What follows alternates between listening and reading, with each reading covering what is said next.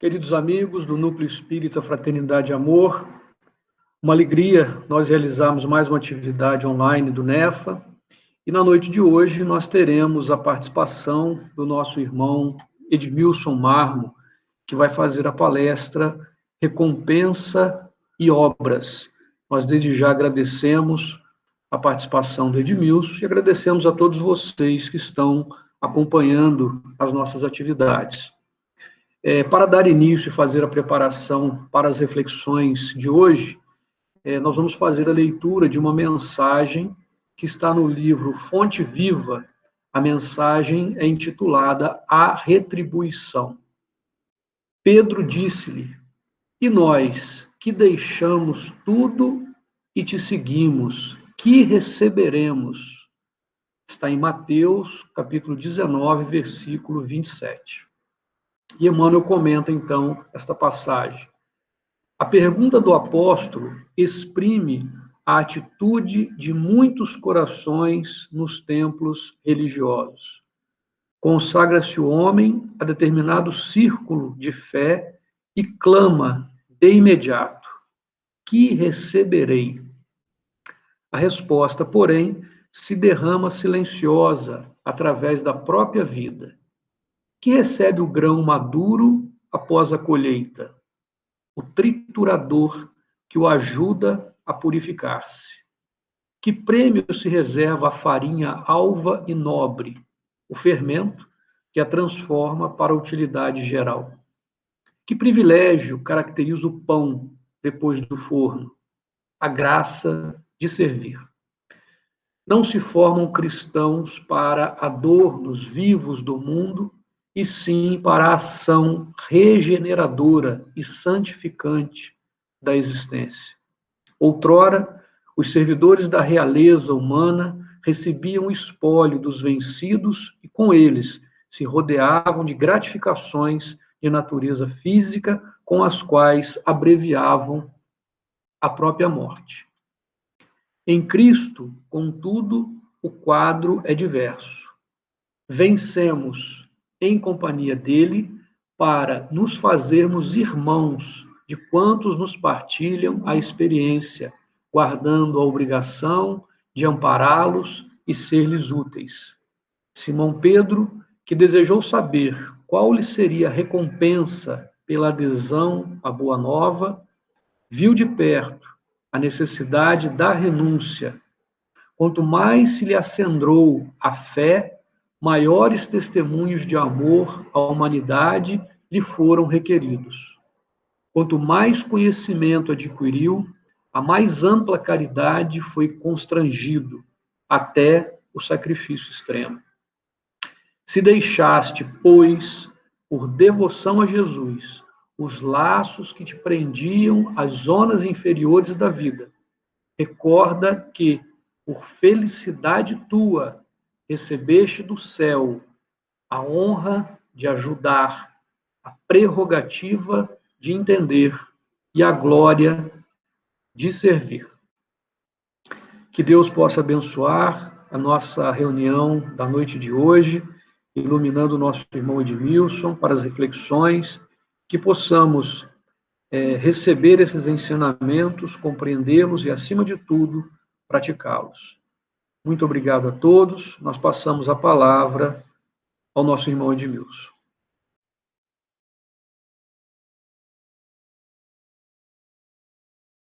Queridos amigos do Núcleo Espírita Fraternidade e Amor, todos aqueles confrades que nos assistem pela internet, que a paz do Senhor esteja com todos nós.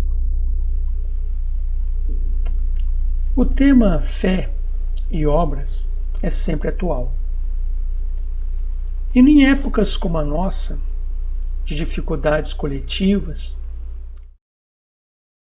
ele se torna muito importante, porque medir as nossas obras a partir do conhecimento que a gente assume ou aceita é uma forma de avaliar o tamanho do ganho moral, da conquista intelecto-moral que nós adquirimos nos períodos anteriores.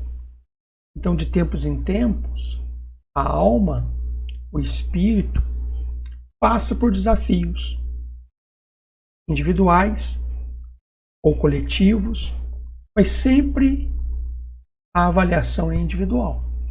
Nós estamos passando por uma situação de prova coletiva diante da pandemia, mas a aferição é individual e intransferível. Todos nós estamos sendo avaliados pela vida.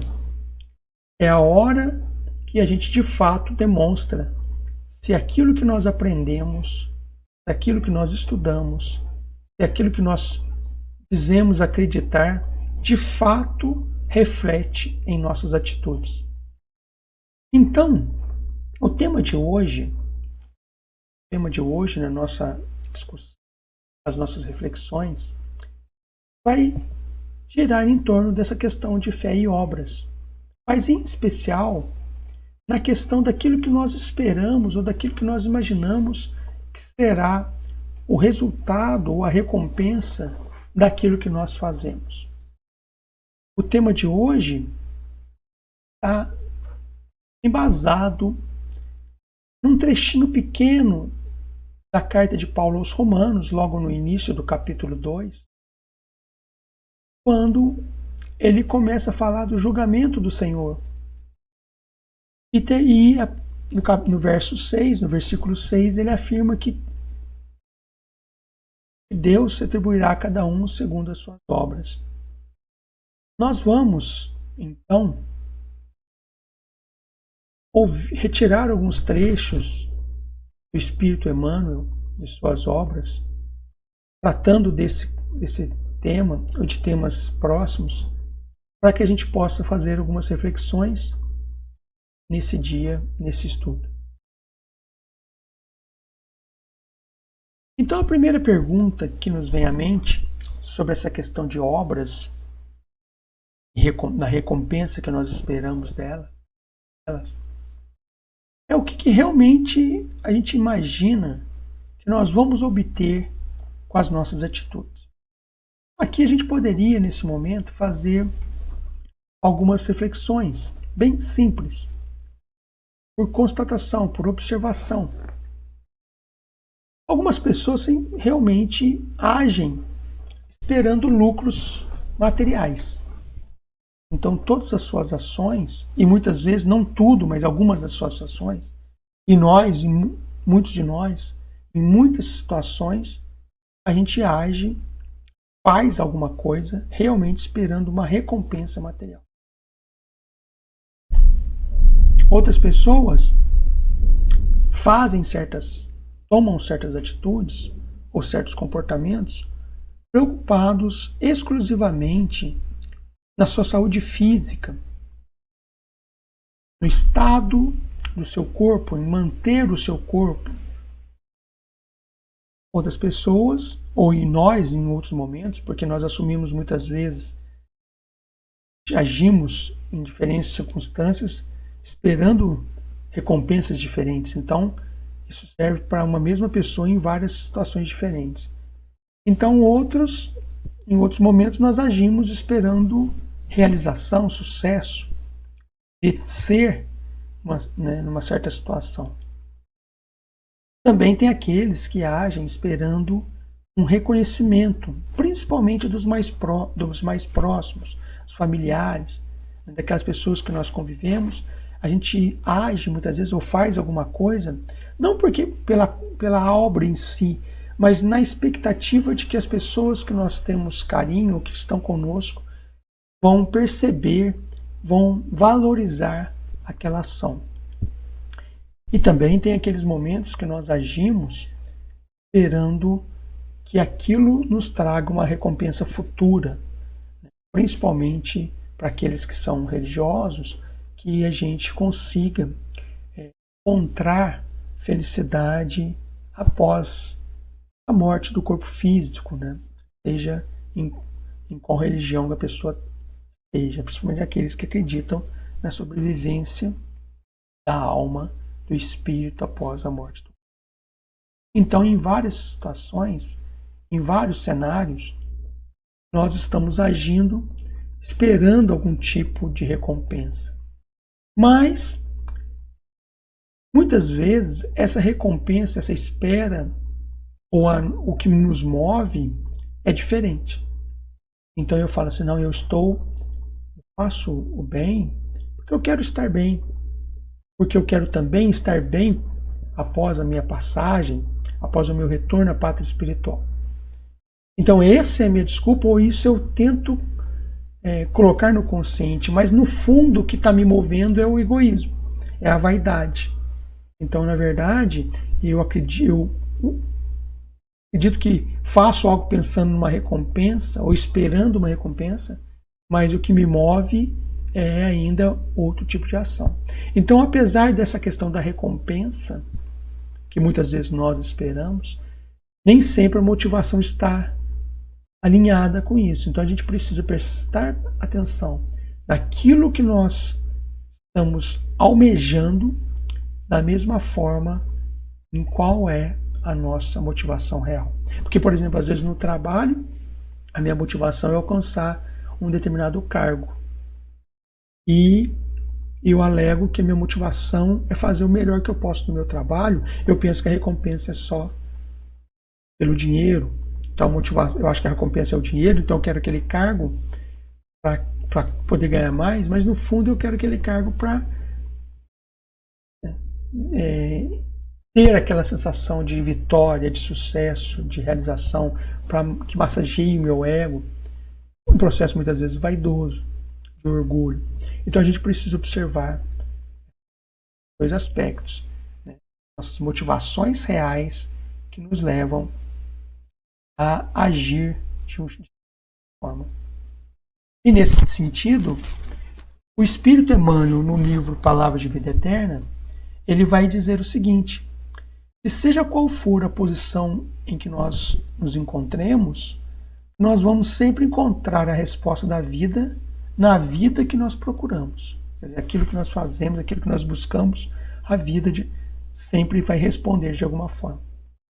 É assim que dor ou alegria, paz ou inquietação, merecimento ou desvalia, sombra ou luz, em nosso caminho, será sempre salário moral, de acordo com as nossas próprias obras. Então, salário moral, porque a vida responde conforme a gente busca. É por isso que a gente não vai obter algo diferente em desacordo com a nossa conduta. Então, da mesma forma, a gente tem que observar o que nós estamos recebendo da vida nos dias atuais. Porque isso nada mais é que o reflexo daquilo que nós temos buscado. A vida nos atende. Nem sempre a gente percebe que aquilo que estamos recebendo é reflexo de algo que nós buscamos. Porque nós buscamos o sucesso é o interesse. Mas será que a resposta veio exatamente por esse sucesso? Quantas pessoas, ao conseguir algo, recebem junto isolamento, tristeza, abandono, brigas, porque na busca incessante por um determinado aspecto, ele deixou passar outros aspectos importantes. Então, abandonou a família, não deu atenção para os filhos, na busca daquele sucesso, daquele dinheiro, e depois de um tempo, quando olha para trás, não dá mais tempo de recuperar aquele tempo perdido. E aí fica aquele sentimento de vazio. Onde foi que eu errei? Foi em não saber equilibrar as coisas, em dar uma importância relativa, porque é importante a gente buscar sucesso, é importante de viver na vida, buscar trabalho, mas dentro de um equilíbrio, com o conhecimento espírita que nós temos, tendo a noção de eternidade e da responsabilidade que nós devemos ter perante os nossos atos. No livro Portal da Luz, Emmanuel vai dizer para nós o seguinte: que nós não levaremos para o mundo espiritual, quer dizer, após a passagem, após a nossa missão, nem as possibilidades materiais que nós usufruímos e nem os títulos que nos exornam o nome, mas sim a vida que levamos. E aí ele vai além. Por isso mesmo, no além, antes de conviver com os outros, nós vamos conviver conosco mesmo. Então, Antes da gente encontrar aquilo que nós estamos pensando, o que vai bater é a nossa consciência. É a revisão de tudo aquilo que nós vivemos. Então nós seremos nós conosco mesmos. E aí não vai ter a matéria, no sentido que para nos apegar. Será nós conosco mesmos. Será a nossa bagagem interior, aquilo que nós carregamos. Por isso ele vai dizer para nós, nessa mesma mensagem, valorizar a permanência aqui na Terra. Cumprir retamente todos os deveres que as circunstâncias nos designam, né, que a gente tem que fazer. Fazer o bem que possamos. E mais, numa outra mensagem, que foi publicado no Reformador, em 68, ele diz o seguinte: mediante a realidade de que daremos conta de nós próprios das leis do universo, importa reconhecer que os acontecimentos que nos sobrevenham não são para nós as coisas mais importantes da existência, e sim como nós reagimos perante essas coisas. Então, olha só que interessante. O mais importante na vida não é o que acontece, porque isso é exterior, nós não temos controle. Temos controle em cima das ações, mas existe algo que é superior. Por exemplo, a pandemia. Nós não tínhamos controle sobre a pandemia quando ela surgiu, mas nós temos controle sobre como nós agimos diante da pandemia. Como é que nós agimos com as pessoas? Como é que nós agimos na sociedade? Eu fico um pouco impressionado, e basta a gente ir na padaria, ou na farmácia, ou no supermercado, para ver o comportamento das pessoas. Nós estamos vivendo momentos difíceis, mas as pessoas politizam a situação, né? Reforçam seus pensamentos ideológicos e, nesse processo, vão ao embate contra o outro. E é interessante como é que a gente às vezes se preocupa com coisas menores, simplesmente por causa da nossa insatisfação íntima. Eu tenho observado, e isso às vezes é surpreendente, porque as pessoas brigam, por exemplo, pelo distanciamento numa fila. Então se vê, às vezes, a pessoa do estabelecimento comercial, por exemplo, da padaria ou da farmácia, e pede para a gente dar um passo a mais, não faz, a pessoa briga por causa disso. Porque não tem a marcação por causa disso. Quer dizer, o que ela perde, independente do que ela pensa, do que ela acredita, naquele momento, de manter uma distância. Quer dizer, muitas vezes a gente tem os nossos pontos de vista e a situação ou a ordem pública nos faz agir, às vezes, em desacordo com aquilo que a gente crê. Mas em muitas situações, agir daquela forma não afeta em nada a nossa vida, igual esse caso do distanciamento. Eu ficar 1 metro, ficar 2, ficar 3, o que muda? Eu vou ser prejudicado em ficar a 3? A não ser que eu seja colocado na rua, debaixo de uma chuva. Agora, até deu um trovão, né, ao barulho da chuva. Aí é diferente. Se aquilo causa algum constrangimento diferente, me traz algum prejuízo na busca desse isolamento, do distanciamento, da não contaminação, e aí numa situação aquilo me prejudica, eu posso repensar. E se não tiver outro jeito, eu falo, não, então eu prefiro... Mas para que brigar? Eu falo, não, agora não posso. Eu vou para casa, depois eu retorno. Tudo bem, é um direito meu. Sem brigar, sem confusão. Mas as pessoas estão ali muito mais querendo demonstrar um conhecimento, uma certa ação. Então para que ela vai brigar com a pessoa que está trabalhando, que está se expondo no trabalho, que está numa situação muitas vezes de subalternidade? Então a pessoa que está na fila às vezes agride por causa das suas próprias também fraquezas, né, seus próprios medos, agride o outro, né, na frente às vezes do chefe, fazendo muitas vezes a pessoa ter o risco de perder o emprego diante de um momento desse. Para quê? Por causa de dar um passo para mais. E por que a pessoa também se aproxima do outro? Para quê? Será que ela não é capaz, principalmente quando tem uma marcação, às vezes no passeio, na calçada, será que ela não é capaz de perceber aquilo e respeitar? Porque muitas vezes ela se aproximando, ela bota o outro que está na frente ou atrás, que se aproxima, em pânico. Nós temos pessoas idosas que estão com medo. Então a nossa atitude tem que ser condizente. De nada adianta eu ficar na igreja, ou ficar no centro espírita pregando, falando, orando, pedindo, e na hora de um comportamento simples, que é seguir numa fila, eu não respeitar o distanciamento mínimo que está sendo pedido, está sendo solicitado. Então a gente observa esse tipo de comportamento. Às vezes a gente é convidado a ter uma atitude que não afeta em nada aquilo que nós pensamos. E a pessoa vai, né? É estranho, a gente vai para acompanha nesse tipo. Eu falo a fila porque é um exemplo que todo mundo pode constatar. A pessoa chega na fila sem a máscara, só põe a máscara na hora de entrar, mas ela está do lado de pessoas ali, podendo contaminar. E mesmo que ela não acredite que contamine, e vamos até imaginar que realmente no ar puro, no ar livre, não contamina, mas as pessoas acreditam. E ela colocar a máscara naquele momento não vai trazer prejuízo. E vai criar uma situação de pacificação, de paz, de equilíbrio. Então, é uma questão de respeito ao próximo. A gente precisa ser mais coerente, né? Quando a gente quer coisas, a gente pede, a gente ora pedindo auxílio, nós queremos ajuda, mas a gente precisa manter a nossa conduta de acordo com aquilo que nós estudamos. Nessa mensagem que foi publicada na revista Reformador, Emmanuel vai além dizendo o seguinte: através das circunstâncias que nós vivemos, né, a vida traça as lições de que precisamos.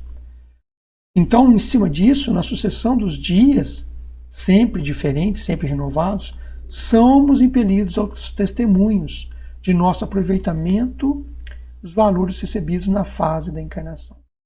Então, em todo momento nós estamos sendo testados, testados no sentido, a vida nos medindo aquilo que nós adquirimos.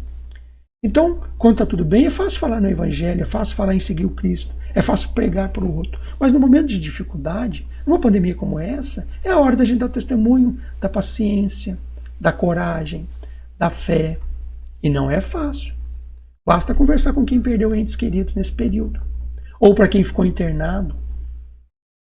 Como é que é o medo, a solidão, o pavor, o pânico. Então vamos respeitar. Vamos respeitar a dor do outro.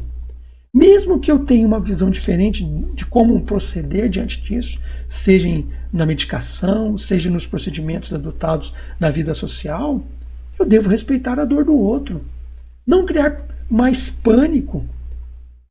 Porque a vida é cíclica. E se eu não sofrer muito nesse contexto, vai chegar o momento do meu teste. Eu não estou dizendo que vai chegar o momento de passar pelo sofrimento dentro da pandemia, mas na vida. Porque aqui, quando eu não sou capaz de me colocar no lado do outro, a vida me coloca naquela situação para me perceber aquilo que eu não consegui enxergar. E isso é muito comum. Então vamos prestar atenção. Então, fica a pergunta: como é que está o nosso aproveitamento diante das dificuldades? Na hora, como é que está o testemunho? Na hora que está, como é que estão as nossas ações nos dias atuais?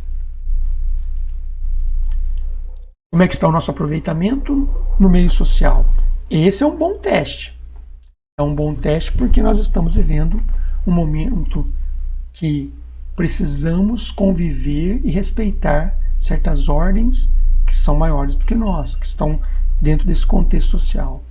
Como é que está o nosso aproveitamento no trânsito, respeitando as leis no ambiente social? Como é que está o nosso aproveitamento, como é que estão as nossas obras, as nossas ações em família, na casa espírita? Aqui uma foto de que dá até uma saudade de uns trabalhos da mocidade no nosso centro, não é? E saudade de estarmos juntos presencialmente. Mas até aí vale a pergunta: como é que está o nosso aproveitamento no respeito às leis que são colocadas para o nosso próprio benefício? E a gente está mais preocupado em criticar as autoridades, que são seres humanos falíveis, preocupados com as suas dificuldades, suas limitações, e portanto erram. A maioria delas tentando acertar dentro da sua crença. Então, como é que está a nossa postura? A nossa postura é de pacificação, é de entendimento, é de dar a nossa contribuição sem criar mais tumulto, ou é de tumultuar? Porque muitas pessoas nos ouvem, e hoje todos têm seguidores nas redes sociais, no mínimo no seu ambiente familiar. Tem aqueles que não gostam e não concordam conosco, mas tem muitas pessoas que nos ouvem. E a nossa opinião acaba tendo algum tipo de fortalecimento na crença do outro. Então, como é que está isso? Será que nós estamos agindo de acordo com aquilo que nós cremos? Porque essa é a maior pergunta. Quando eu erro, acreditando estar acertando, é um tipo de erro, que eu vou em algum momento perceber, despertar se aquilo realmente for um equívoco. A vida vai criar meios para que eu perceba que não é bem daquele jeito. Mas pelo menos eu estou sendo coerente. O problema é quando eu tenho uma atitude que não condiz com aquilo que eu digo acreditar. Então essa reflexão é muito importante. É a reflexão do dia a dia para verificar como eu estou vivenciando cada momento da minha vida. Há quem recolha a saúde do corpo, dela fazendo trampolim para a aquisição de prejuízos do espírito. Olha que interessante. E há quem carregue enfermidades dolorosas no envoltório físico, transformando essas enfermidades em instrumentos preciosos para o reajuste da alma. Então, de novo, como eu estou aproveitando a oportunidade que me é dada pela vida. E quando eu falo oportunidade, é todo tipo de oportunidade. Mesmo aquilo que parece ser bom, ser tranquilo, como as dificuldades, uma doença. Né?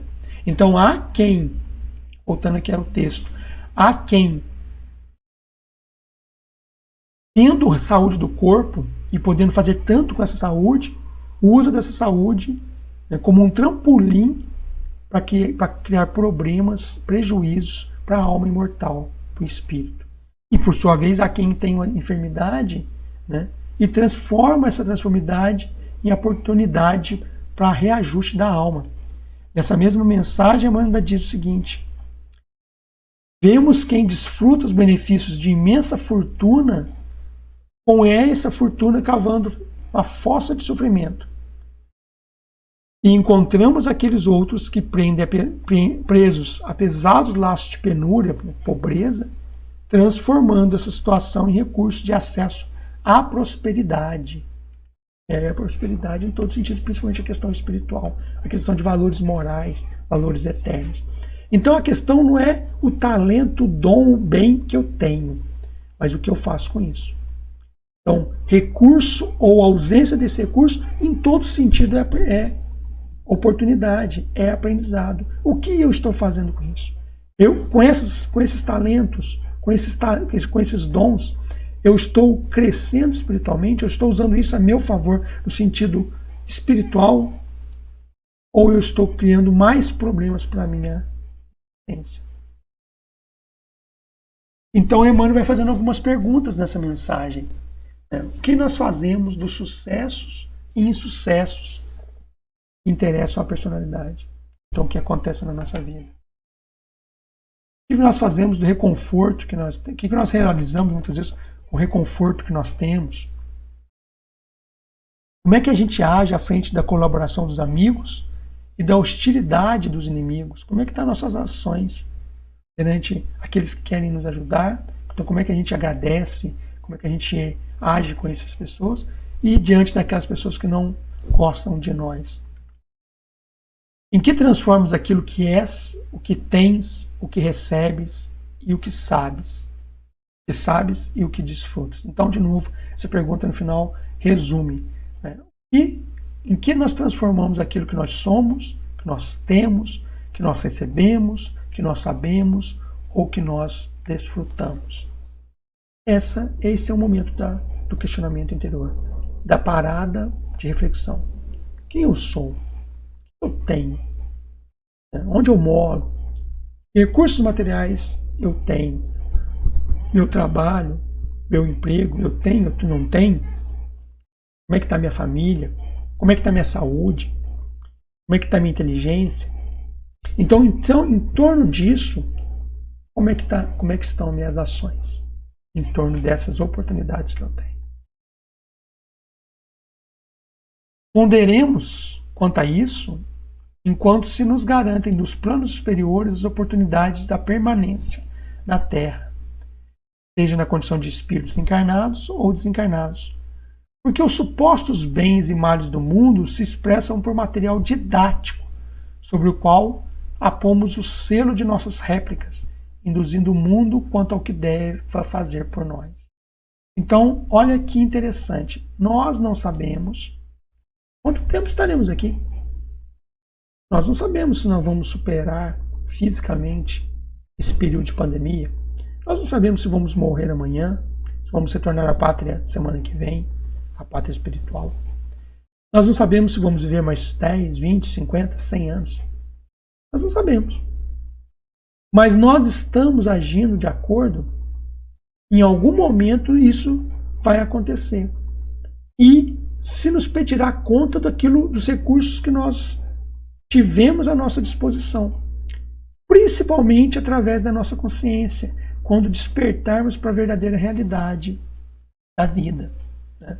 E lembrando, então, esse detalhe que está marcado no texto, que todos esses bens ou males, né, males do mundo, dificuldades do mundo, né, expressam por material didático. Material didático. Eu estou aproveitando para aprender ou não? É uma pergunta difícil. Quando eu estava revendo e montando esses slides, esses textos, eu fiquei pensando como nessas questões. E nem sempre a resposta, quando a gente é sincero na busca, porque se a gente estiver muito preocupado em não se aprofundar, a gente geralmente se desculpa. Né? Acha que está tudo bem. Mas se a gente for olhar com calma, rever nossas atitudes, a gente vai ver que tem muita coisa que a gente precisa melhorar. E quem está achando que não precisa, está errado. É triste falar assim, porque ou é missionário, já é espírito puro, ou precisa melhorar. Então estamos no planeta de provas e expiações, temos defeitos. Então alguma coisa a gente tem que melhorar. Se nós não conseguimos perceber isso, então já tem um problema aí. Então quer dizer, o orgulho já está grande, porque a gente não está conseguindo perceber em que ponto nós precisamos melhorar. Isso. Forma os teus planos de ação, Emmanuel.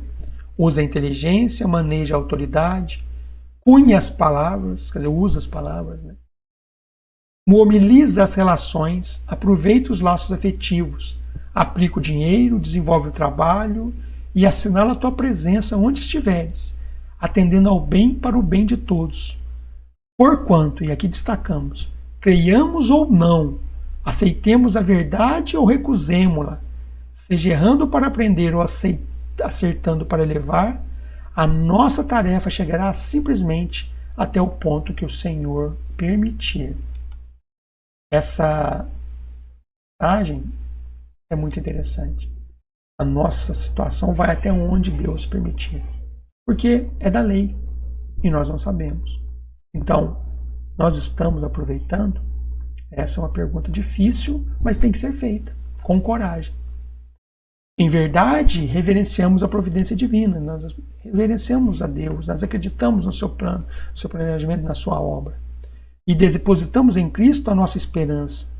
Admiramos a virtude e acreditamos na força do bem. Contudo, se apesar disso, nada realizamos nas esferas das boas obras, a nossa fé pode ser vigorosa e resplendente, mas não adianta. Segundo Emmanuel, no livro Palavras de Vida Eterna. Então a gente pode ter fé, a gente pode acreditar, a gente pode mandar texto pela internet, a gente pode fazer um tanto de coisa, mas se a nossa ação com o outro diretamente não demonstrar isso pouco vale. E no final das contas é a nossa obra que reflete aquilo que nós realmente acreditamos e que realmente somos. Então isso é muito importante a gente pensar. Então, para finalizar o nosso estudo, vamos pensar o seguinte: qual é a nossa obra? Fica essa pergunta. E em cima disso, vamos fazer algumas reflexões finais. Qual é a nossa obra? No livro Palavras de Vida Eterna, então, em outra mensagem, Emmanuel diz o seguinte: a tua obra de hoje é o serviço que o Senhor te colocou e te deu a realizar hoje. Vamos até parar nisso e conversar um pouquinho. Qual é a minha obra? A obra é o que eu tenho que fazer hoje. Eu estou negligenciando? Eu estou procrastinando? Eu tenho uma tarefa para fazer hoje, eu estou deixando ela para amanhã? Pode ser que amanhã seja mais difícil. E a vida vive dando exemplos disso. Eu mesmo passei uma semana essa semana que terminou, bastante atribulado. Tinha algumas coisas para fazer. Algumas delas podia ter feito antes. Só que a vida deixei para a última hora. Chegou na semana, surgiram vários contratempos, situações novas. E eu deixei de fazer aquilo que eu tinha que ter feito, ou podia ter feito com tranquilidade, com capricho, com calma, para a última hora. E depois ficou difícil de cumprir. E assim a gente age assim, dessa forma em várias situações. Quando não deixamos de fazer. Ou quando não podemos mais realizar do jeito que seria necessário ou seria adequado por causa da nossa negligência ou procrastinação. Então, a nossa obra é onde nós estamos. Fora que muitas vezes a gente fica sonhando em fazer algo grande. Porque eu queria ajudar na frente da pandemia. Às vezes eu não estou preparado, às vezes eu não tenho bagagem. E estou falando até de bagagem técnica, às vezes eu não sou da área de saúde, às vezes não tem como fazer. Mas aí a gente fica assim, eu gostaria. Eu posso fazer uma oração para as pessoas que estão na frente. Eu posso agir corretamente, não criando pânico para as pessoas, voltando ao exemplo da fila e outras situações onde nós somos convidados a agir adequadamente, com respeito, no ambiente social. Na família, não criando pânico para aquelas pessoas.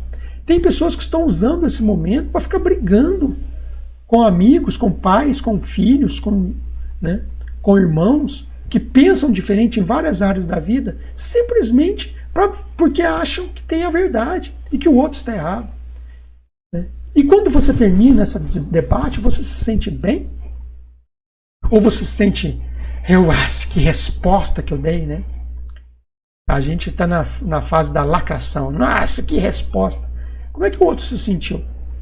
Como é que você se sente quando você recebe uma resposta, uma invertida dessa, e não sabe responder? E como você não muda de ideia para aceitar a opinião do outro, você sai dali feliz? Ou sai dali pensando, matutando como é que você poderia ter respondido para responder numa outra oportunidade? Com raiva. Se você está sentindo algo que não é bom, como é que isso pode ser bom para o outro? Isso eu faço para mim também. Em muitas situações, em diálogo com aqueles que eu amo, mas que pensam diferente de mim, eu me sinto irritado, revoltado. E quantas vezes a pessoa, na verdade, pelo desequilíbrio dela também, está precisando conversar. Mas eu, na minha falta de paciência, vou levando aquilo até chegar no momento de briga, e aí a conversa tem que parar. E às vezes a pessoa estava precisando de ajuda. Então estava precisando da minha postura de paciência, de compaixão, de tolerância, o que não é fácil. Porque falar com aqueles que pensam como conosco é fácil. Amar os que nos amam também é fácil. Mas se nós queremos estar na linha de frente e não temos oportunidade, vamos fazer aquilo que a vida está pedindo para nós hoje, onde nós estamos. Essa é a questão. Esse é o desafio. Então a gente fica imaginando algo grande. Queria ser um médico igual o Chico Xavier, queria fazer isso, queria fazer aquilo, queria construir uma obra social, queria dirigir um centro espírita. A gente fica com essas ilusões. E a vida está cobrando de nós coisas menores que nós não damos conta. Se nós não damos conta daquilo que fomos convocados a fazer, como é que a gente pode pedir tarefa maior? Então vamos prestar atenção como estamos agindo naquilo que fomos chamados a agir, a cumprir a nossa tarefa de hoje. Hoje, qual é a nossa tarefa? Vamos fazer uma reflexão. No dia de hoje, nas horas que já se foram, qual eram as minhas obrigações? Que compromisso eu tinha no serviço, em casa? O que eu tinha que fazer? Eu cumpri bem? Se encontrei alguém nesse período, eu fui com paz, com amor, com tolerância? O que a pessoa falou me irritou? Como eu agi em seguida? Que resposta eu dei? Eu tentei convencer, porque a gente sabe que não convence. Os atos convencem, mas as palavras, a briga verbal não. É só uma guerra de ver quem é mais inteligente. Isso não quer dizer que a gente deva se omitir, que é outra coisa que as pessoas não entendem. Quando a gente fala isso, as pessoas falam, mas fulano está falando isso, mas a gente não pode deixar o mal propagar. Não podemos. Mas não é guerreando, se vestindo com atitudes ignorantes, agindo como aquele que nós estamos criticando, que nós vamos convencer alguém. Esse é o ponto. Às vezes a gente vê uma pessoa agindo tão desastrosamente perante a sociedade, perante as pessoas, e a gente se manifesta.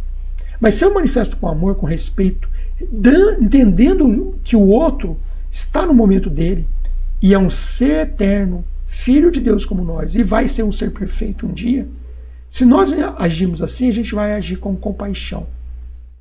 Se nós não agimos, se nós vamos para o confronto, ele não se convence e nós não saímos melhor daquela situação. Então a questão não é deixar de agir, mas como agir no bem, na transformação interior e na transformação do outro. E na impossibilidade de mudar o outro, é a hora de testar a nossa capacidade de paciência, de resignação, de tolerância e de amor ao próximo. Então, se eu não consigo pelo menos mudar o outro, numa visão talvez que a gente perceba que está equivocada, pelo menos vamos ter compaixão. Vamos aproveitar esse momento para testar e aprender paciência, resignação e amor diante de alguém que está fazendo algo que nos incomoda. Isso é um bom teste. E Emmanuel, voltando na mensagem do Reformador, ainda diz o seguinte: afirma a Divina Escritura que a cada um será dado por suas obras, o que é a mesma coisa de dizer que as reações dos homens perante a vida é que decidirão sobre o destino de cada um. E Paulo, o apóstolo Paulo, na carta a Tito, ele diz o seguinte: confessam que conhecem a Deus, mas negam-no com as obras, sendo abomináveis e desobedientes e reprovados para toda boa obra. Essa é uma frase legal, né? Porque a gente fala que é espírita, ou que é cristão, ou que é isso, que é aquilo, que é religioso, mas as nossas obras não condizem. Até, aliás, é interessante que as pessoas, às vezes, que não são espíritas, familiares, falam, mas quando ele vê a gente fazendo alguma coisa, ela fala, mas você não é espírita? A gente fica até envergonhado. É a mesma coisa. Ele diz, você não diz que é cristão, mas como é que você pode fazer isso? E muita gente fica revoltada e não percebe. E porque às vezes a pessoa também está falando para nos incomodar, mas não deixa de ser verdade. Será que aquilo que ela está falando de fato realmente mostra que nós não estamos agindo de acordo com aquilo que nós estamos dizendo, acreditar, ou proferindo, ou tentando ensinar para o outro? É uma boa reflexão. E Tiago, na sua carta, tem a sua famosa frase, que assim também a fé, se não tiver obras, é morta em si mesma. E em cima disso, Emmanuel, no livro Fonte Viva, vai dizer para nós: a fé inoperante, aquela que não tem resultado, que não opera, né, é problema credor de melhor atenção. Da melhor atenção. Quer dizer, nós temos que analisar essa questão da fé que não tem obras, que não opera.